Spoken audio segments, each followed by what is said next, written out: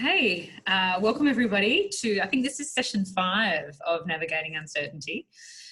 Before we begin anything, I do want to acknowledge the traditional custodians of the land on which you are either participating in this or watching this from.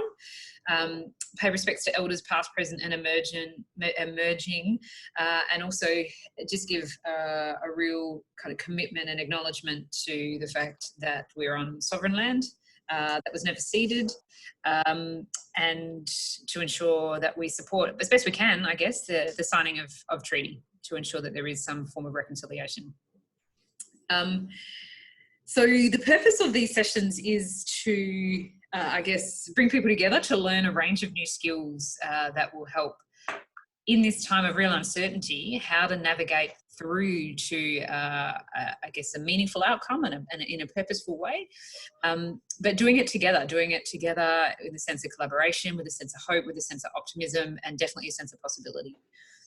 So I will hand over to Patrick now, the man with the, looks like you've got fairy floss behind you.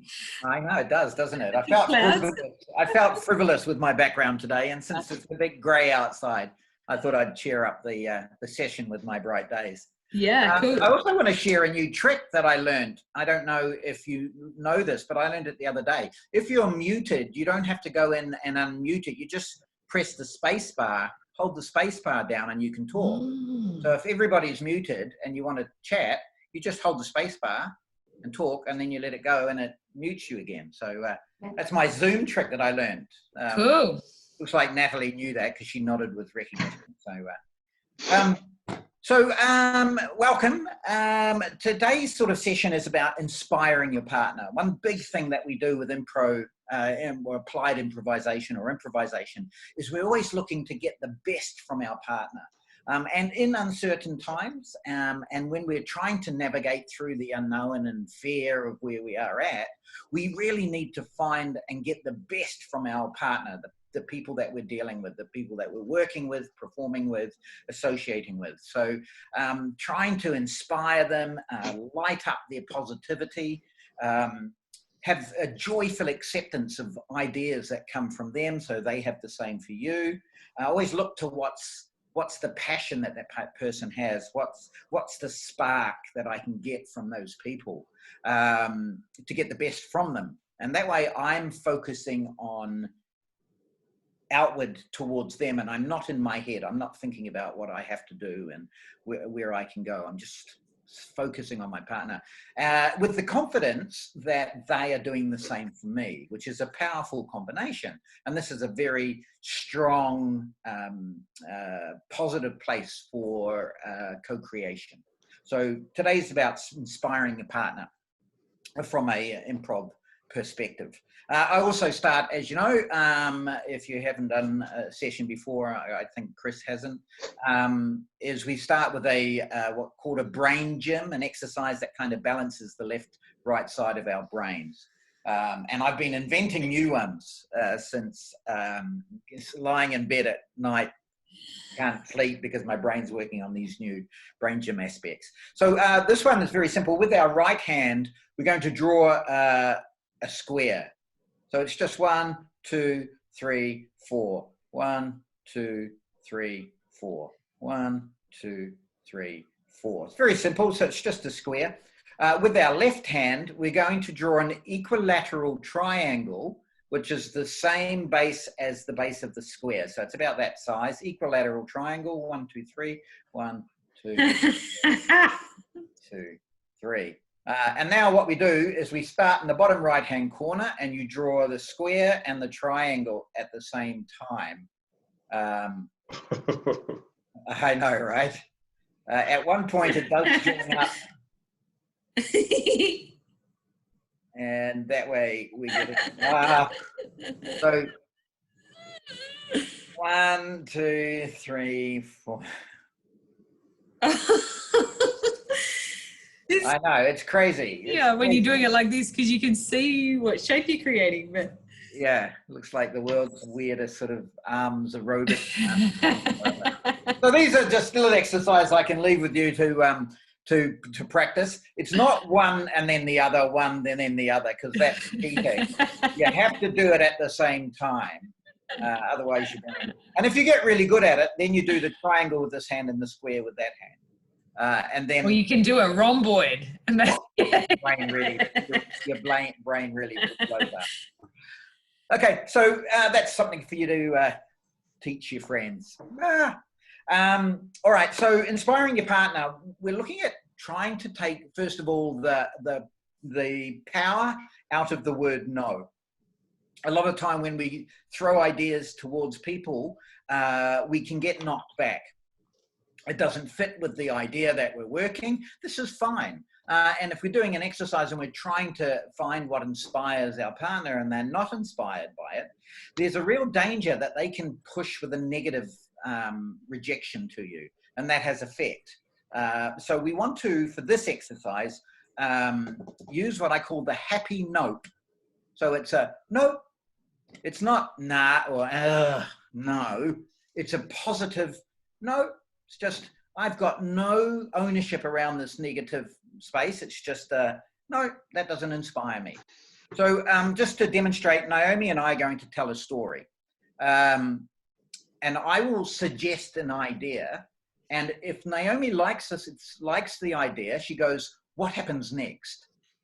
If she doesn't like the idea, she gives a happy note that sounds like this. Nope. Yeah, nope. And then that way I've got no real sense of I've been rejected. It just doesn't inspire her, because I'm looking to find what inspires her. And she will, in a sense, design the story. Naomi, is this story about a cat? No. Is this story about a horse? Yes. Is this horse a grand stallion? Yes. Does this horse like to run up the hills? Yes. Yes. Does this horse like to jump? Yes. Well, great. Does this horse jump over a cliff? No. Does this horse jump over a haystack? Yes. Does this horse see something in the haystack? Yes. Does this horse reach down with its hoof and grab it? No. Nope. Does this horse reach down with its mouth and grab it? Yes. All right. So there we go. So every time she says no, I just have to give another suggestion. And it's the happy note, which means I don't worry about the fact that it's negative. I can just come up with something else. And I'm keep inspired to come up with ideas and ideas and ideas. And the listener takes all the pressure off me to have to think of something original. I just have to think of something normal, something, what's next logical step. And as artists, as creative people, and as communicators with other people, creativity is not about trying our hardest. It's just about being normal. If we're trying our hardest, it means that we've got nowhere to go. We're all tense and we're trying our absolute hardest to get things. If we're just being natural and coming up with natural ideas and usual ideas, then as a duo, as a partnership, we will find the special, if that makes sense. Yeah. So is this story about, and you can do nope as many times as you want. Do not feel pressured to have to say yes to that person. If it doesn't inspire you, just say no, no. Yeah. So we're going to split into groups of two. You go, what happens? Is this story about? And then what happens next with the happy nope? Okay. How long do we want? We can do, we want to do it twice. So let's do a couple of minutes, and then about the 1 minute mark, swap over. Okay. People will have 2 minutes. All right, cool. Yeah, that was 2 minutes. Oh, wow. Took long enough to get into the, we got someone new. Hello, Natalie's son, I'm assuming. Yes, that's Zane. Hey, Zane. Hi. He thought that sounded very interesting. He said, what are you doing? That's not a meeting. We're telling stories. So we'll have to do it again because we didn't get a chance to swap over, I'm sure. Did everyone get a go at both? We're just Sharon's just starting. So just to feedback on when you gave a no. How did you feel bad about giving a no, or did you feel okay? I felt okay giving a no because I was doing it in a way that I felt like there was going to be a continuing conversation regardless of the no. So, yeah. and about being told no. Like when you were said, so you're telling the story and you're giving these ideas, and this person keeps knocking you back, but doing it with that sense of joy, the happy note. What was that like for you guys? That was okay. Mm. I found that okay. Like when, especially because we got really animated about it. It was just like, no, and it was a big movement to it. So it's just like, oh, okay, cool. Then no worries. Let's go a different tangent then. Yeah. Okay. And that's a great response. Okay, cool. Let's go somewhere else. Because so often that when we are associating with people and we're trying to find this sense of this co-creation, that if we keep getting knocked back, then it does affect us mentally, and we start getting a sense of heaviness to it. So yeah, the idea of a happy note, in the improv company that I use, we use this all the times for board meetings, for management meetings, or just social elements. We'll go, nope. And then we go, no, happy note, that's fine with that. So it's a very valuable skill to use for co-creation and moving forward. Let's just quickly go back again so the other person can have a better run at it. Yeah.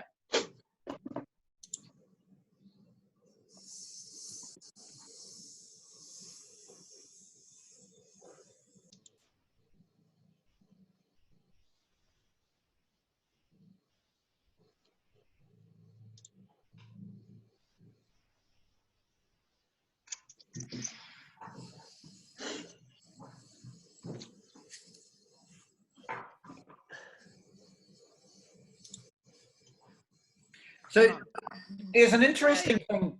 There's a very interesting thing happens when we do this exercise, when all of a sudden you find the thread that inspires your partner. Yeah? Did you all get to a point where you went, now I know what this person wants to hear a story about? Yeah, pretty much. What happens when you get into that, when you find that little moment when you go, aha? The narrative starts creating itself, really. Yeah, nice. Yeah. It's like you found an interest area, or you found something that is pliable, and you're just like, cool, I'm just going to focus in on that now. Let's run with that. Yeah, and that's that moment of inspiration, that you find something in that person and they are inspired by your ideas. And so the yeses start flowing a little bit quicker. The no's aren't really a negative thing. They've now become a tool for shaping you in another direction. Yeah, because you're still on this very strong topic that they're inspired by. So the no's change their form a wee bit now, which is great, because they're saying, oh, I'm not knocking your ideas back. I'm just keeping you on track to where you are inspiring me from. Did you guys get a sense of that happening? I did, yeah. Yeah, it's great when you can get a change in that, and it takes the power out of what a negative is. And so in a situation where you're dealing with people at work and you have this communication element with them, and it just feels like it's a slog, it feels like it's hard work to deal with people. And what we do is sometimes we dig in deeper, trying to get them to say yes, rather than finding what will make them say no happily. If that makes any difference, yeah?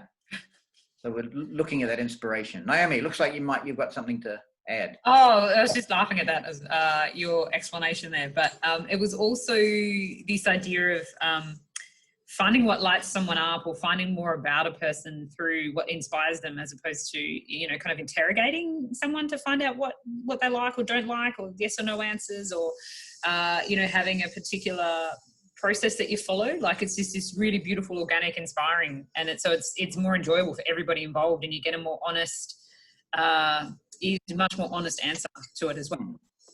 And especially in the situation where we are trying to navigate our way through this uncertain time, a lot of people will say no out of fear of the unknown, and it can be frightening to move into this unknown space. So we got to find what inspires them to generate forward momentum, and look for that moment.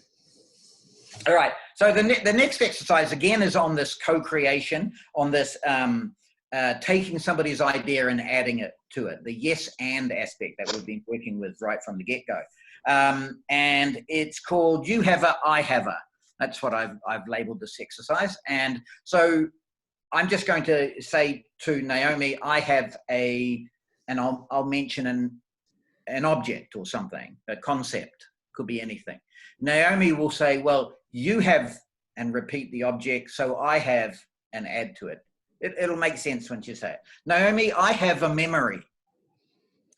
You have a memory, and I have. So I have a. So you have a memory, so I have a laugh. You have a laugh, so I have a smile. You have a smile, so I have a dial. You have a dial, so I have an appointment. You have an appointment, so I have a job. Great. So it's taking the object or the concept that is given to you, accepting that concept and adding to it. And your ideas are not wrong. Whatever you come up with is the right idea. There's no way it can be wrong, because this is your invention and it's coming from someone else's trigger point, if you like. Yeah? So give that a go. That'll only take a couple of minutes. Do 2 minutes, because we seem to get a shorter time by the time we get into the room. Okay.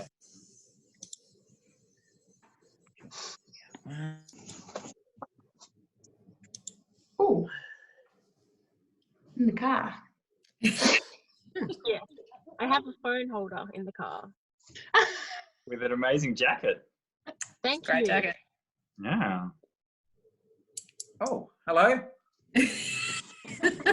Someone new. It's like a magic trick. So how was that? Different. Different? In what sense, Chris? I don't know. It seemed to flow fairly well for us. Like, it was just, I don't know. In my head, it was basic word association. As soon as you had one thing, it informed what the next person was going to say. Absolutely, absolutely. And what we do is we go into the idea with no sense of agenda, because you can't plan anything. It has to be based on what the last person has said, and all that stuff that we've done with active listening. The yes and element is all sort of coming together. So by having that sort of free-flowing thought and that unbound acceptance of what that person says to us, we can go anywhere without judgment. Yeah.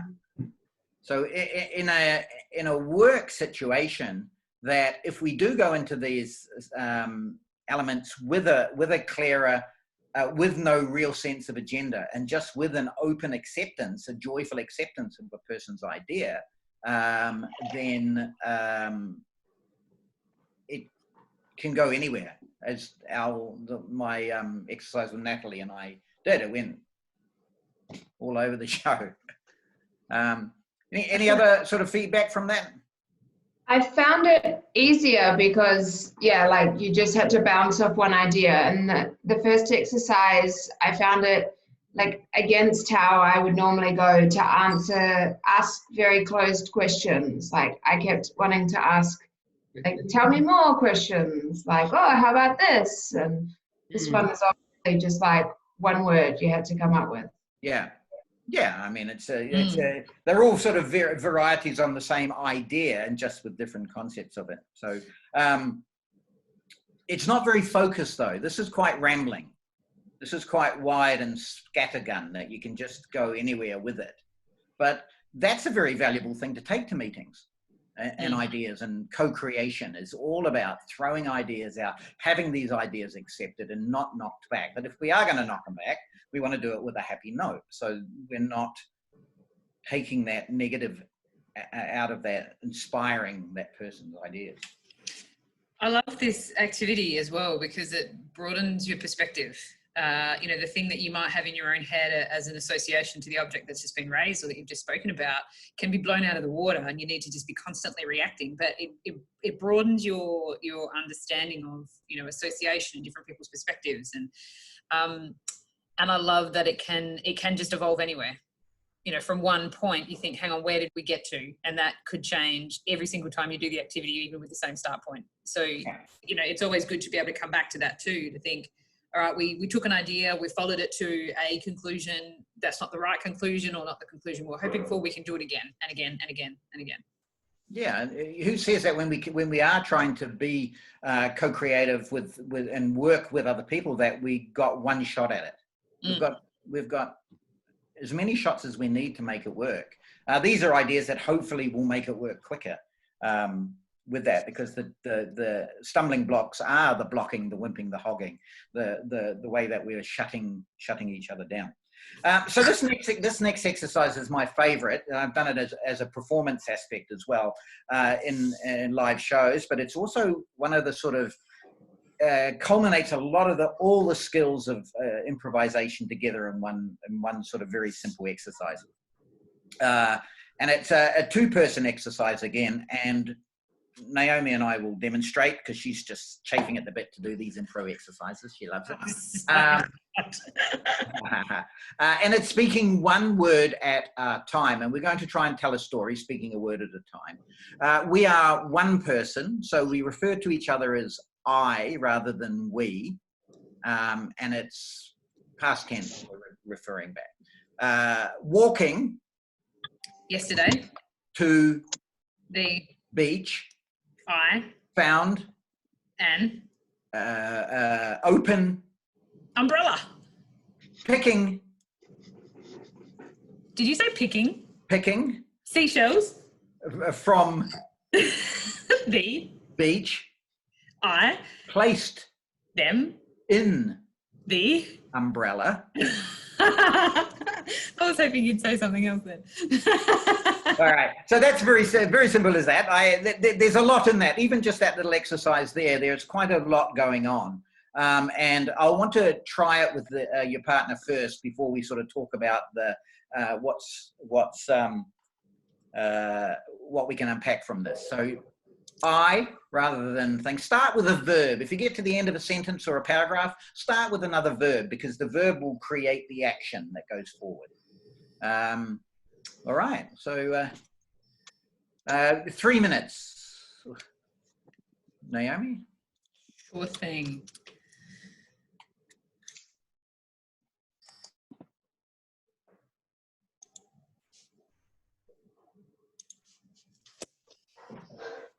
Oh dear.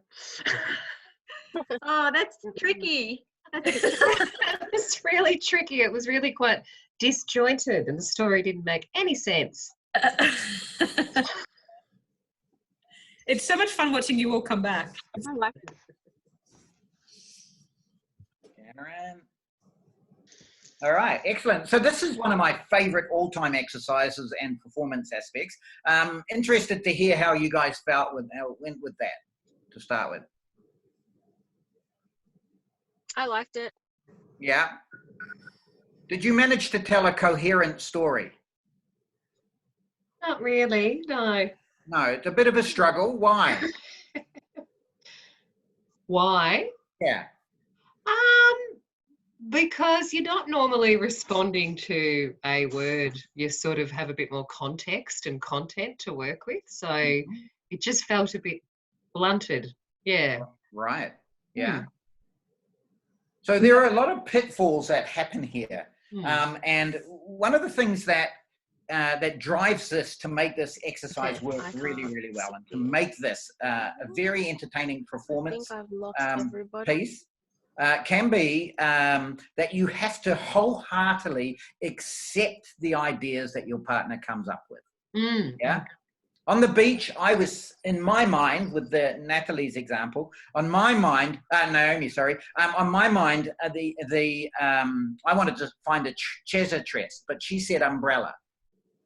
Yeah. I have to wholeheartedly let go, yield, is what we call it in our term, and applied improvisation, is to yield the ideas that I have. Every idea that I had that based around finding treasure on a beach that belonged to pirates, I had to let that go and focus on Naomi's offer Which wasn't a good one compared. It was a perfect one. It was a perfect one. It was a perfect one because it was your idea and it came out of nothing. So I have to value the ideas. My ideas might not have inspired you, and you might not have been inspired by a pirate story. You could have happy noped it, yeah?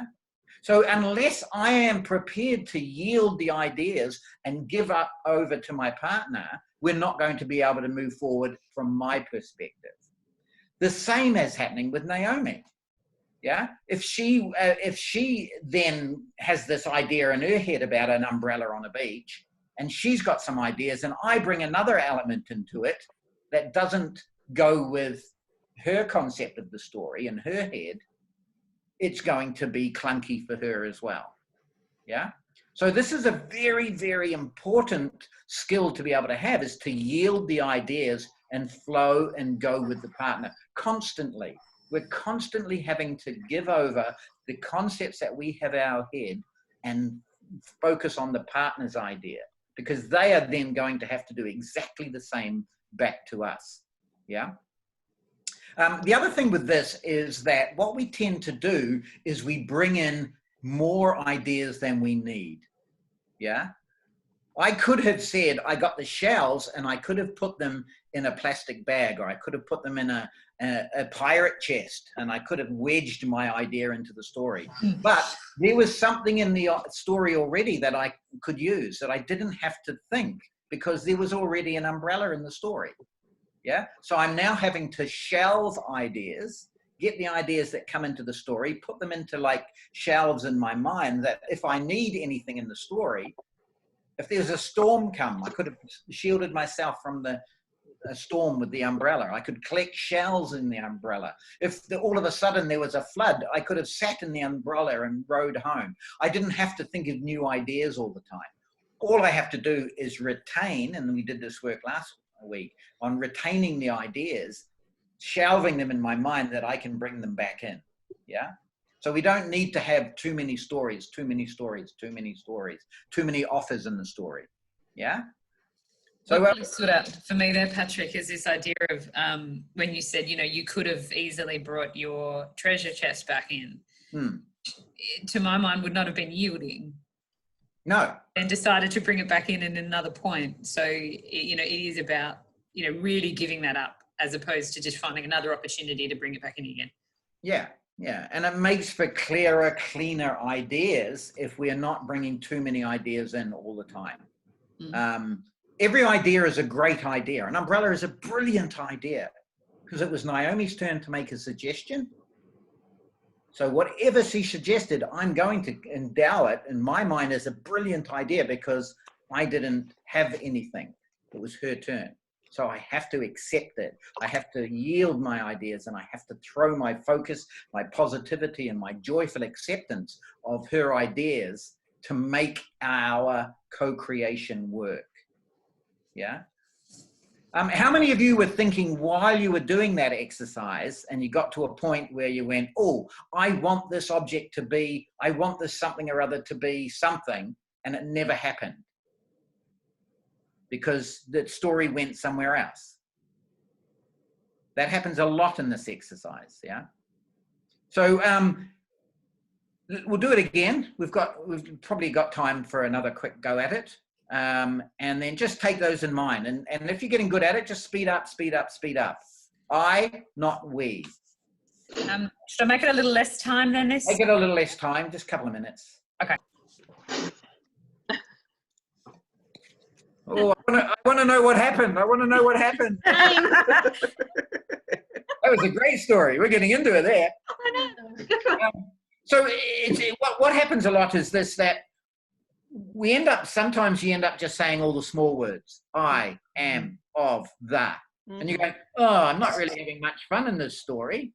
But you don't realize that these are all important words. The other thing too is that we don't, and we did this last week for those that were with us last week, pointing and naming objects, naming what they are, Sometimes we'll get into this exercise and we get the opportunity to name something. Behind the door, and we can name anything. And so what do we say? Big, or scary, or wobbly. Yeah, and we get into a descriptive word because we're not taking that opportunity to really we're stalling. We're going to give the opportunity for the other person to name it in case I'm going to say the wrong thing. Yeah, who found them doing that? Yeah, I did that, didn't I? Yeah, that's why I said it, because it remembered me. That's what reminded me of it.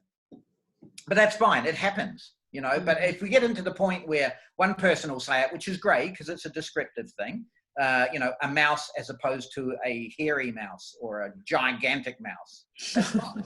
But if we get into gigantic, wobbly, scary thing, and everybody back and forth is not taking the opportunity to name something, then we're never going to get forward. Yeah. So a lot of the times in meetings, in creative situations, rather than actually just saying it, we'll dance around ideas. Yeah, because we're that little bit of fear of saying it. Was that easier that time round? Yeah. Josephine, how did you feel that time compared to the last time? Yeah, we had a bit more fun with it this time, I think. Yeah. Excellent. The other thing that I normally encourage with this, and we don't really have time to do it this time, is that if we're doing it and you're not having a good time with the story, and it gets to that kind of stalling bit where you go, suddenly, vibrations, yeah, and you're going through that awkward, I can't get the story into a flow, we'd normally just go, again, and we'd throw our hands up and go, again, because you're here for a good time, not for a hard time. Yeah. So if you're not enjoying yourselves during these exercises, what we do encourage is just to go, you know what, let's not do it, let's just start again. It was at the beginning, I don't know if, Natalie, you felt like that at the beginning. It was a little bit of a struggle. And I almost went, oh, let's just start again. Yeah. But all of a sudden we then found our rhythm. Yeah. Yeah. I agree, yeah. Yeah, so it's interesting. The thing about co-creation and about inspiring each other and finding that sense of what can we do to get the best out of people, if it's a struggle, then it's never going to be effective.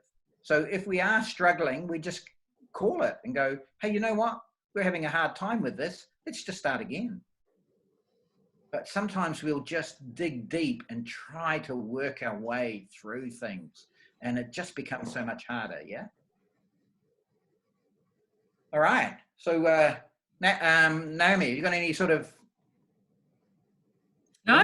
That was great. I think that, yeah, made total sense. But I love that idea of just being able to start again. Just have fun with it. Yeah. No one is creative when you're anxious and think you have to get it right and think you have to, you know, say the exact thing. So just have fun. So, Natalie, you can try this with your son. This is a good, cool game to play with. Yes. And you can give yourselves topics too. Say, okay, so this is about robbing the crown jewels. Yeah. So you've got a theme in mind. Yeah. You know, let's start in the kitchen, washing the dishes, and see where that goes. Yeah. But when it's just open like this, because we're adults, we can, you know, give ourselves a much wider berth. So really, just to sort of recap before we close up, so it's really about inspiring the people that we're working with, looking for the positivity, joyful acceptance of people's ideas, looking at what's lighting up, what's inspiring and sparking the passion that I'm working with, about taking the power out of the word no and making it a positive experience. So no becomes a tool for redirection rather than shutting down. Yeah. So the happy no became this way of going, no, I'm inspired by this. So let's just leave that for a bit. And so you go, oh yeah, cool. And we focus back on this. So it takes that power and becomes this tool for focus. So yeah, that's about inspiring the partner, and with inspiration on our side and they giving us inspiration, the fear of the unknown becomes an adventure rather than a scary moment, which is the point of where we're at. So yeah, that's it for today. Any questions at this point? feel free to email Naomi questions if anything comes, and she can pass them on to me. Yes. Jeremy. I did have a question. I asked if you had some good YouTube clips to share. Yes, I have sent that information to Naomi, and she is going to pass that on. It got stalled. It got stalled. There's a couple of book references. There's a couple of book references. Okay. And a couple of YouTube clips that Great. sort of reiterate what I've been saying, so I must be right. Great. Thank you. Because if it's on YouTube, it must be right. Must be right. Yeah. I'll send it out to everyone here today and everyone from the other session, but when we finalise it, it'll be, I'll try and attach it to the YouTube clips as well, or send it out to people. I'll figure out a way of doing that. Yeah, and Jeremy, if we see you on Thursday, I want to see the middle of your beard the same colour as the back of the... I thought about it, but it's like, that's just a little bit too zany for me right now, but thank you.